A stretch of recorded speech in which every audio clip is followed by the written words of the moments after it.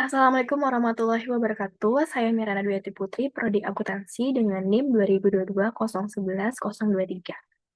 Baik, di sini saya akan menjelaskan mengenai perusahaan PT Telkom Indonesia Tbk, yaitu mengenai analisis efektivitas organisasi PT Telkom berdasarkan laporan tahunan 2024.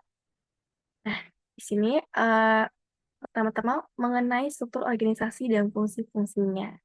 Jadi, berdasarkan laporan tahunan 2024, Telkom ini memiliki struktur organisasi yang terbagi menjadi ada Dewan Komisaris, lalu juga di sini ada direksi, di sini juga ada Senior Vice President disingkat SVP, yaitu Wakil Presiden Senior, lalu juga ada Vice President disingkat VP, yaitu Wakil Presiden, lalu juga ada Asisten Vice President, yaitu AVP, sebagai Asisten Wakil Presiden, dan juga di sini ada AGM, yaitu Eksekutif General Manager, serta terdapat divisi atau pusat dan wilayah teritorial. Nah, struktur ini tuh menjelaskan bahwa adanya hierarki yang jelas dan pembagian tugas yang spesifik. Nah, di sini juga terdapat komisaris utama yang membawahi beberapa dewan komisaris, yaitu di sini ada komite audit, ada komite nominasi dan remunerasi, ada komite evaluasi dan monitoring, di sini ada juga komite tata kelola terintegrasi. Lalu terdapat juga direktur utama yang membawahi beberapa direktur di sini, yaitu seperti direktur digital bisnis, ada direktur juga keuangan dan manajemen risiko, lalu ada direktur enterprise dan business service, ada juga direktur strategi portofolio, direktur human capital management, direktur group business development, lalu juga ada direktur network and IT solution, dan juga ada direktur wholesale and international service. Selain itu, PT Telkom juga memiliki unit-unit SVP seperti Corporate Secretary, lalu juga ada Internal Audit, lalu Grup Corporate Transformation, lalu Grup Sustainability and Corporate Communication, dan Risk Management yang langsung berada di bawah direksi atau CEO Office. Dan di bawah direktur itu terdapat AVP Sekretariat Direktorat dan VP yang membawahi berbagai fungsi strategis dan operasional. Nah, pada periode 31 Desember 2024 ini, Telkom juga memiliki 44 entitas anak dengan kepemilikan langsung maupun tidak langsung. Dengan persentase di sini, kepemilikannya itu lebih dari 50%. Sehingga laporan keuangan entitas-entitas tersebut, baik yang dimiliki secara langsung, di sini ditandai dengan warna biru, dan maupun yang tidak langsung, yaitu ditandai dengan warna merah. Keduanya telah terkonsolidasi dengan Telkom sebagai perusahaan induk. Selain itu, di sini terdapat 8 entitas anak yang tidak terkonsolidasi atau afiliasi. Di sini ditandai dengan warna abu. Nah, hal ini tuh menunjukkan suatu organisasi yang kompleks dan terdiversifikasi. Selain itu, dari struktur organisasi ini kan memiliki fungsi-fungsi utamanya. Nah, pertama kita lihat fungsi dari Dewan Komisaris. Nah, Dewan Komisaris ini dikepalai oleh Bapak Permadi Sumantri Brojonegoro. Nah, di sini beliau memiliki tanggung jawab strategis dan pengawasan, yang mana di bawah Dewan Komisaris ini terdapat komite audit, fungsinya itu mengawasi laporan keuangan dan kepatuhan terhadap regulasi, lalu juga ada komite nominasi dan remunerasi, itu fungsinya mengelola proses penominasian anggota dewan dan menetapkan remunerasi. Lalu juga di sini komite evaluasi dan monitoring perencanaan risiko. Di sini fungsinya mengawasi perencanaan strategis dan pengelolaan risiko. Lalu juga ada komite tata kelola terintegrasi. Di sini fungsinya itu memastikan implementasi praktis, uh, maksudnya implementasi praktik tata kelola yang baik. Nah, lalu kaitannya dengan direktur utama, nih di sini untuk peran direktur utama atau direksinya yang mana dikepalai oleh Bapak Riri Ardiansyah. Nah, di sini beliau melapor langsung kepada Dewan Komisaris dan bertanggung jawab atas operasional harian perusahaan. Jadi, Dewan Komisaris itu mengawasi dan memberikan arahan strategis kepada direktur utama atau direksi. Lalu nanti direktur utama atau direksi itu melaksanakan kebijakan yang ditetapkan oleh Dewan Komisaris. Nah, di bawahnya direksi itu kan ada beberapa direktur ya. Di sini ada direktur enterprise dan business service, yang mana fungsinya itu dia fokus pada layanan B2B dan enterprise. Lalu di sini ada direktur business development, fungsinya mengembangkan bisnis grup secara keseluruhan. Lalu ada Direktur Wholesale and International Service, itu fungsinya mengelola bisnis wholesale dan internasional. Dan ada Direktur Network and IT Solution, itu sudah pasti fungsinya dia mengelola jaringan dan solusi IT ya, mengenai IT. Lalu ada Direktur Digital Business. Di sini dia bertanggung jawab atas pengembangan bisnis digital, termasuk inisiatif digital Digico. Lalu di sini ada Direktur Strategi Portofolio. Dia itu mengelola portofolio strategis perusahaan. Lalu ada Direktur Keuangan dan Manajemen Risiko, udah pasti dia mengelola aspek keuangan dan risiko perusahaan. Lalu di sini ada Direktur Human Capital Management, yang mana bertanggung jawab atas pengelolaan sumber daya manusia. Nah, lalu ada unit corporate. Unit corporate yang udah saya sebutkan tadi, seperti ada corporate secretary, internal audit, dan risk management, itu fungsinya memastikan kepatuhan tata kelola yang baik atau GCG dan mitigasi risiko. Nah, jadi struktur yang terdesentralisasi dengan adanya entitas anak itu menunjukkan upaya Telkom sudah fokus pada segmen bisnis yang berbeda dan memungkinkan spesialisasi dan respon yang lebih cepat terhadap dinamika pasar setiap segmennya. Dan pembentukan unit-unit seperti Grup Corporate Transformation dan Grup Sustainability and Corporate Communication itu menunjukkan komitmen terhadap transformasi dan keberlanjutan, yang mana penting dalam lingkungan bisnis yang dinamis. Namun, kompleksitas struktur dengan banyak entitas anak itu juga bisa berpotensi menimbulkan tantangan dalam koordinasi dan sinergi antar unit, serta bisa juga adanya duplikasi fungsi jika tidak dikelola dengan baik. Selanjutnya, di sini PT Telkom memiliki budaya organisasi. Nah, di sini Telkom itu uh, menerapkan nilai-nilai utama BUMN, yaitu nilai yang namanya akhlak. Nah, di sini kita bisa lihat bahwa akhlak itu di sini yang berarti amanah, kompeten, harmonis, loyal, adaptif, dan kolaboratif. Nah, untuk amanah ini memegang teguh kepercayaan yang diberikan. Lalu untuk kompeten, yaitu terus belajar dan mengembangkan kapabilitas. Lalu harmonis, di sini saling peduli dan menghargai perbedaan. Lalu loyal itu berdedikasi dan mengutamakan kepentingan bangsa dan negara. Lalu adaptif di sini terus berinovasi dan antusias dalam menggerakkan ataupun menghadapi perubahan. Sedangkan dalam kolaboratif itu membangun kerjasama yang sinergis. Nah, selain akhlak, PT Telkom juga memiliki budaya organisasi melalui program aktivasi budaya perusahaan. Nah, di sini jadi Telkom itu melakukan peran sebagai role model dan penggerak utama. Lalu juga PT Telkom ini menunjukkan culture agent dan culture booster di sini berisikan 4.306 orang untuk internalisasi budaya. Dan juga PT Telkom melakukan pembentukan komunitas provokasi aktivasi budaya, yaitu disebut sebagai kipas budaya, sebagai wadah aktivasi. Nah, selain itu di sini juga PT Telkom membangun budaya digital, yang mana terdapat penguatan budaya digital atau digital culture, itu sejalan dengan implementasi akhlak. Dan juga terdapat internalisasi digital ways of working melalui aktivasi rutin. Dan juga PT Telkom itu menggunakan digital tools seperti Diarium, e-Office, e-Budgeting, Ingenium, dan MyDigiLearn. Nah, selanjutnya budaya dalam PT Telkom di sini juga terdapat survei kultur Telkom Group, yang mana di sini Telkom sudah melakukan evaluasi budaya perusahaan.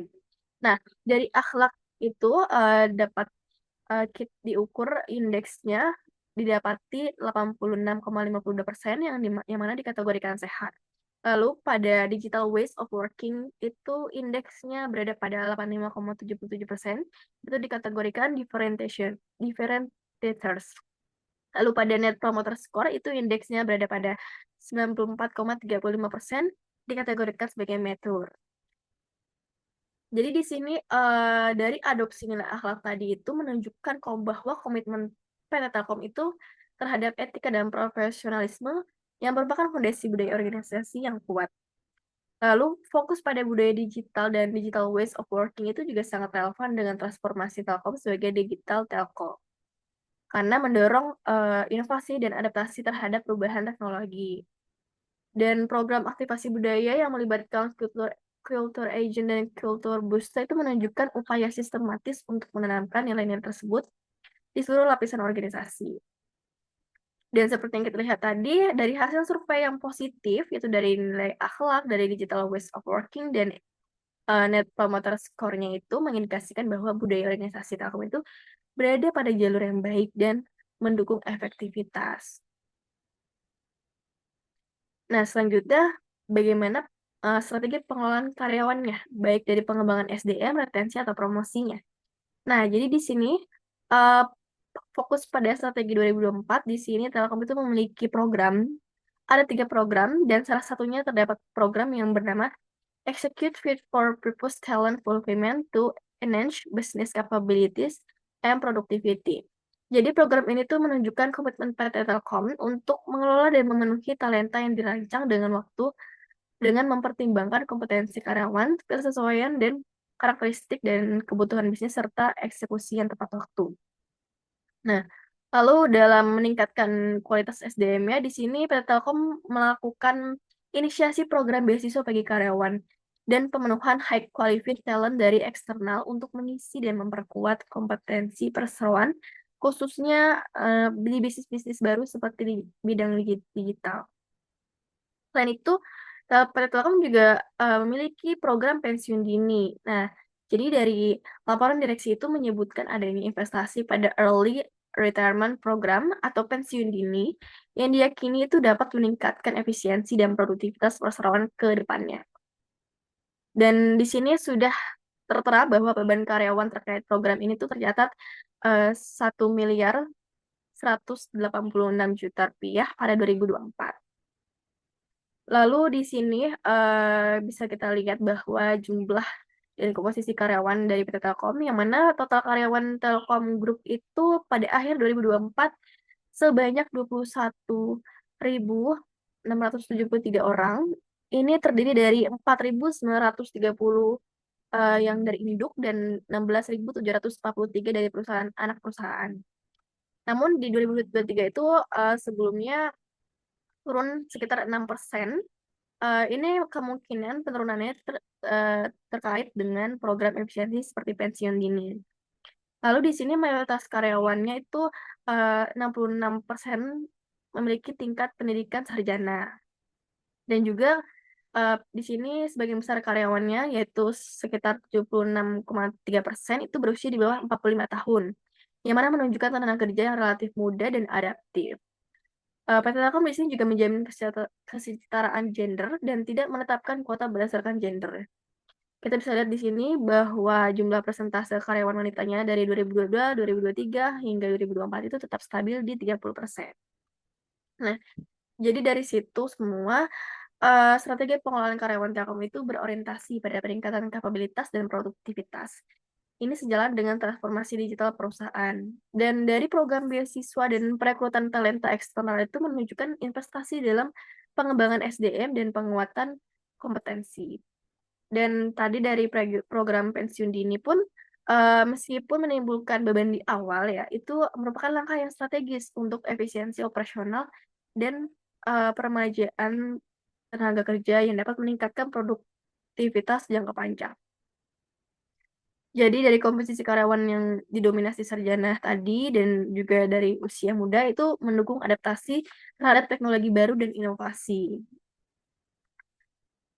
Selanjutnya, bagaimana teori perilaku organisasi yang relevan?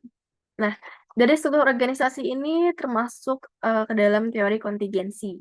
Yang mana kan teori kontingensi itu menjelaskan bahwa tidak ada satu struktur organisasi yang paling efektif untuk semua situasi. Nah, efektivitas struktur itu tergantung pada faktor-faktor kontingensi seperti strategi, ukuran, teknologi, dan lingkungan. Dan organisasi yang efektif adalah yang mampu menyesuaikan strukturnya dengan kondisi lingkungannya. Jadi, di sini sudah jelas Telkom itu mengadopsi struktur yang terdiversifikasi dengan entitas anak yang fokus pada segmen bisnis berbeda. Maka dari itu, Telkom ini mencerminkan penerapan teori kontingensi, yang mana Telkom sudah menyesuaikan strukturnya untuk menghadapi lingkungan pasar yang dinamis dan kebutuhan spesifik setiap segmennya. Nah, lalu teori untuk budaya organisasi itu di sini masuk ke dalam teori budaya organisasi. Karena teori ini menekankan bahwa budaya organisasi adalah sistem nilai, keyakinan, norma, dan asumsi bersama yang membentuk cara anggota organisasi berpikir, merasa, dan berperilaku. Dan budaya yang kuat dan selaras dengan strategi itu dapat meningkatkan kinerja dan efektivitas. Nah, di sini dari penerapan nilai akhlak itu fokus pada yang mana fokus pada budaya digital menunjukkan upaya Telkom itu membangun budaya yang kuat dan mendukung transformasi. Jadi dari tadi nilai-nilai seperti adaptif dan kolaboratif itu secara langsung mendukung kemampuan perusahaan untuk berinovasi dan menghadapi perubahan.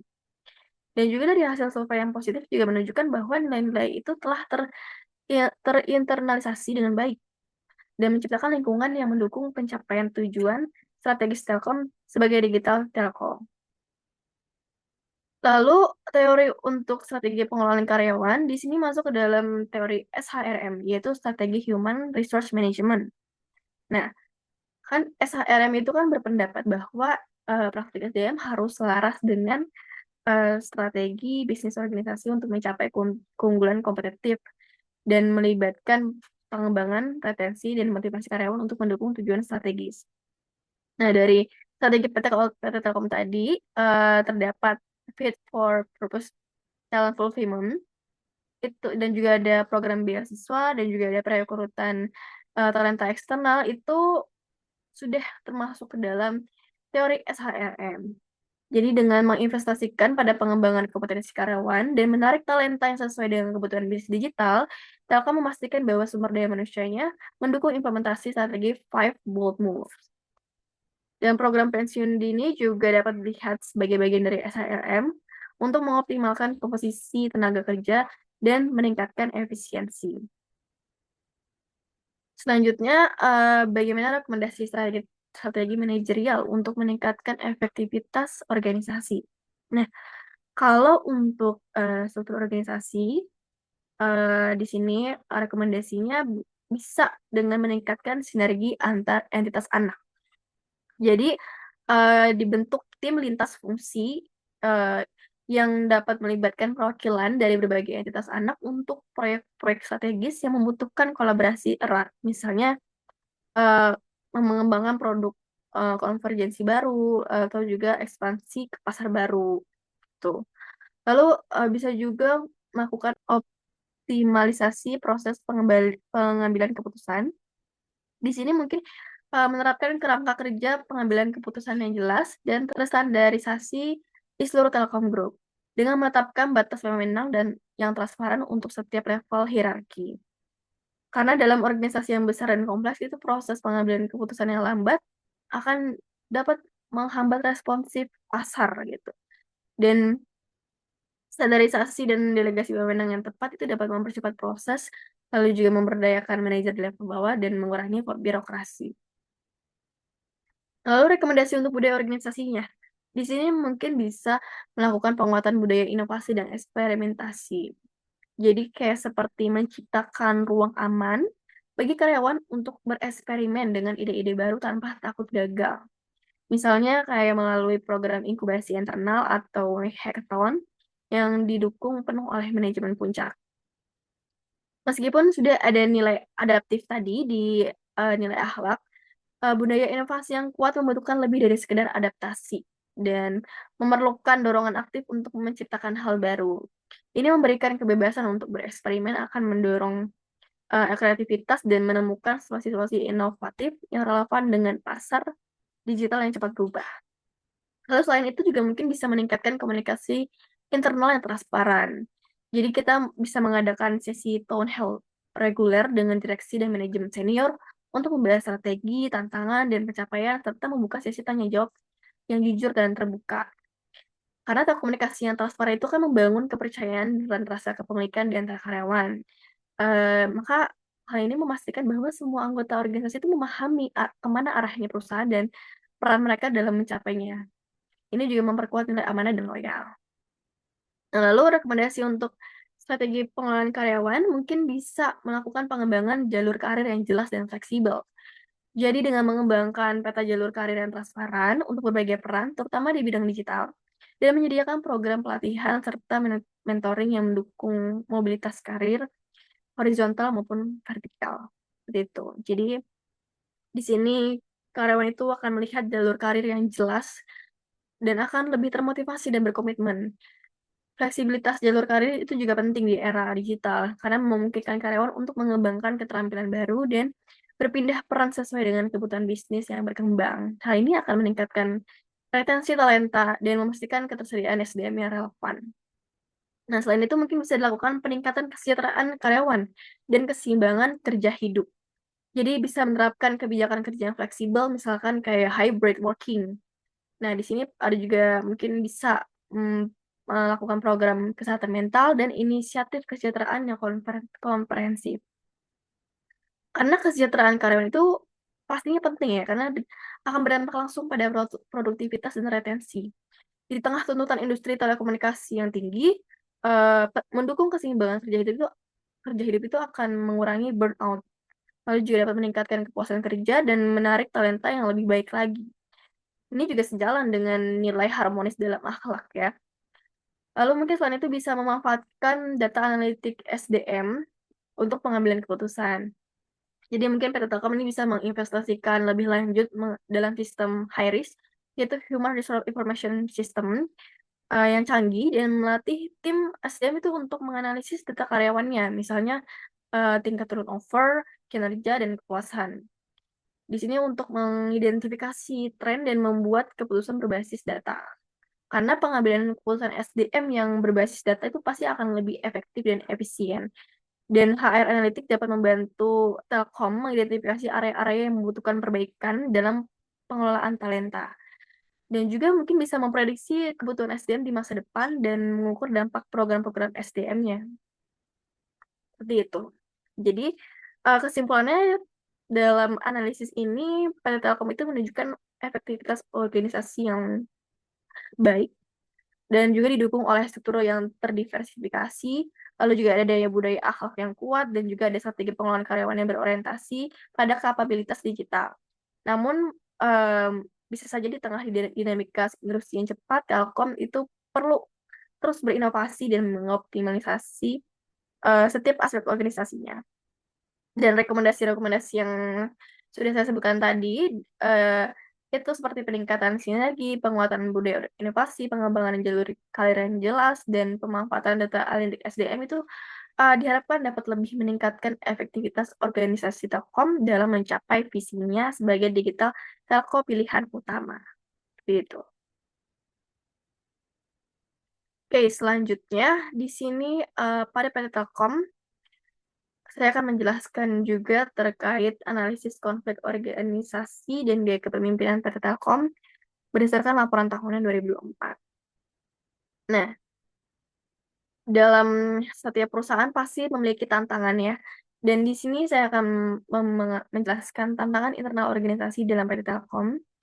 Berdasarkan laporan tahunan 2024, pastinya Telkom itu menghadapi berbagai tantangan internal. Nah, di sini terdapat tantangan dari regulasi yang berubah. Bisa kita lihat di sini, dalam salah satu regulasi yang berubah ini ada implementasi Permendagri tahun 2024 yang masih menghadapi kendala di lapangan.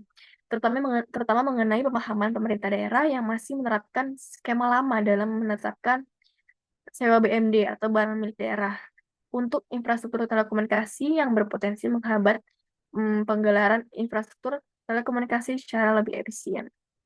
Nah, jadi di sini itu karena perubahan regulasi ini dapat mempengaruhi cara operasi perusahaan dan menuntut penyesuaian cepat. Dan dampaknya bagi PT Telkom itu jika terlambat dalam beradaptasi dalam regulasi yang berubah itu dapat mengakibatkan ketidakpatuhan dan potensi sanksi. Maka PT Telkom perlu memantau regulasi secara terus-menerus dan bekerjasama dengan pemerintah daerah untuk memastikan kepatuhan yang efisien. Lalu di sini tantangan yang kedua terdapat persaingan yang ketat, itu sudah pasti ya dalam sebuah perusahaan. Jadi di sini persaingan di industri digital telco di Indonesia itu terus meningkat dengan masuknya pemain baru dari berbagai negara, ini baik dari luar negeri maupun dalam negeri. Dan juga terdapat produk atau layanan yang semakin beragam dan terkomoditasi dan terkomoditisasi, serta adanya perluasan layanan dari pesaing yang sudah ada. Dan perseroan itu dituntut untuk bisa senantiasa melakukan inovasi bisnis model maupun operating model, termasuk membangun strategi partnership dengan mitra yang fit dengan strategi portofolio perseroan, sehingga dapat memberikan layanan yang senantiasa up to date dan efisien untuk meningkatkan experience dan kepuasan dari pelanggan.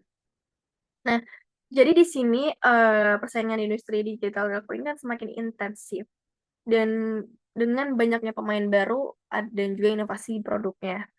Maka dampaknya bagi PT Telkom itu eh, bahwa PT Telkom itu perlu terus berinovasi dan memperkuat model bisnisnya agar tetap bisa bersaing. Jadi perusahaan ini harus mempertahankan kemitraan strategis yang relevan dan beradaptasi dengan perubahan kebutuhan pasar. Lalu tantangan yang ketiga di sini ada kebutuhan investasi yang tinggi. Jadi eh, pengembangan dan pemeliharaan infrastruktur itu memerlukan investasi yang besar dan adanya tantangan dalam mengikuti tren industri telekomunikasi. Nah, dampaknya itu kalau jika kurangnya investasi dapat menghambat pertumbuhan layanan connectivity yang diperlukan oleh pelanggan. Dan dari sini PT Telkom berkomitmen untuk mengembangkan portofolio layanan digital dengan fokus pada layanan seperti data center, cloud service, dan IT service. Seperti itu. Selanjutnya dalam perubahan manajemen, di sini kita bisa lihat bahwa pada 2003 perubahan dalam Dewan Komisaris dan Direksi itu menciptakan dinamika baru dalam pengambilan keputusan dan arah strategis perusahaan yang dapat menyebabkan ketidakpastian di kalangan karyawan. Namun saya bandingkan lagi dengan tahun 2004, di sini direksi telah menjalankan langkah-langkah strategis untuk memperkuat pertumbuhan bisnis melalui implementasi inisiatif strategi Five Bold Moves. Tetapi perusahaan ini juga dapat menciptakan ketidakpastian dan konflik jika ada perbedaan visi antara anggota baru dan yang lama. Selain itu, terdapat juga perubahan dalam strategi manajemen sumber daya manusianya. Seperti yang sudah saya jelaskan tadi, terdapat inisiatif pensiun dini. Di sini program pensiun dini yang dilaksanakan untuk efisiensi operasional menunjukkan adanya perubahan dalam strategi manajemen sumber daya manusia ini. Lalu selanjutnya dalam kepemimpinan yang di sini ditunjukkan oleh direksi atau manajemen, terdapat transformasi dan inovasi dalam gaya kepemimpinannya, yang mana dalam tema PT Telkom, yaitu temanya Reaching New Heights, itu memiliki cerminan semangat juang Telkom dalam menghadapi tantangan industri yang dinamis dan fokus pada inovasi berkesinambungan. Jadi, gaya kepemimpinan yang berorientasi pada transformasi dan inovasi itu menunjukkan elemen transformasional. Dan di sini direksi berusaha untuk menginspirasi karyawannya untuk beradaptasi dengan perubahan dan berinovasi. Lalu dalam gaya kepemimpinan ini, PT Telkom juga melakukan pendekatan berbasis data ya. Nah, di sini dari 3 program yang sudah saya singgung di awal itu, nah ada lagi salah satunya yaitu program Leverage Data Driven Approach in Addressing Customer Pain Points and Increasing Customer Lifetime Value.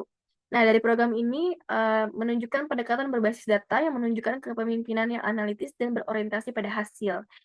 Hal ini mencerminkan gaya kepemimpinan transaksional yang mana kinerja itu diukur berdasarkan metrik yang jelas. Selain itu, di sini gaya kepemimpinan ini berkomitmen juga terhadap tata kelola yang baik.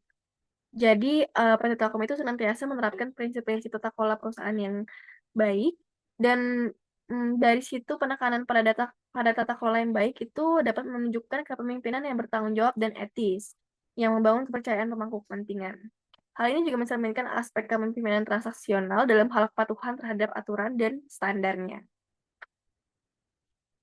Selain itu, analisis teori perilaku organisasi. Jadi, dalam gaya kepemimpinan yang sudah saya jelaskan tadi, di sini masuk ke dalam teori kepemimpinan transformasional, yaitu direksi itu sudah jelas mengartikulasikan visi untuk pertumbuhan dan keberlanjutan. Dan mereka juga berupaya menginspirasi karyawannya untuk beradaptasi dengan perubahan dan berinovasi. Nah, dari yang saya sebutkan tadi, adanya inisiatif Five Bold Moves itu menunjukkan dorongan untuk pemikiran baru dan solusi inovatif. Jadi uh, di sini juga Telkom menekankan pada customer experience dan smart investment in talent, yang mana menunjukkan bahwa direksi memahami pentingnya pengembangan individu dan tim.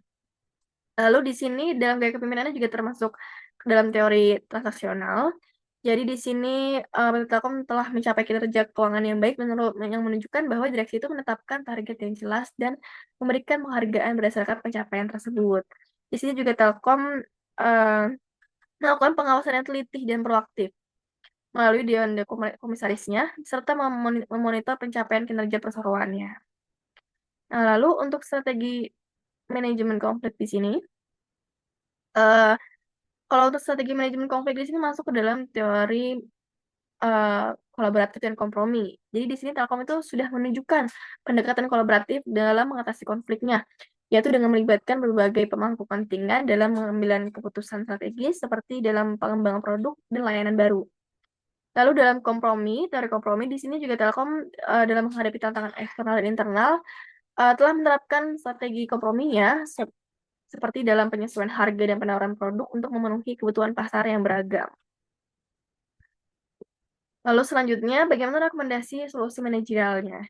Jadi, untuk meningkatkan gaya kepemimpinan, mungkin bisa di sini menerapkan pelatihan kepemimpinan berbasis gaya transformasional untuk seluruh manajer di Telkom. Jadi dilakukan pelatihan, dan pelatihan ini harus mencakup pengembangan keterampilan komunikasi, motivasi, dan inovasi.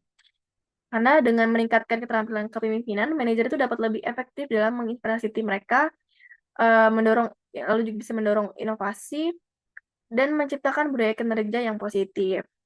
Lalu di sini juga bisa dilakukan pengelolaan konflik secara efektif. Jadi mungkin dengan mengembangkan program manajemen konflik yang terstruktur, termasuk pelatihan untuk karyawan dalam keterampilan negosiasi dan resolusi konfliknya.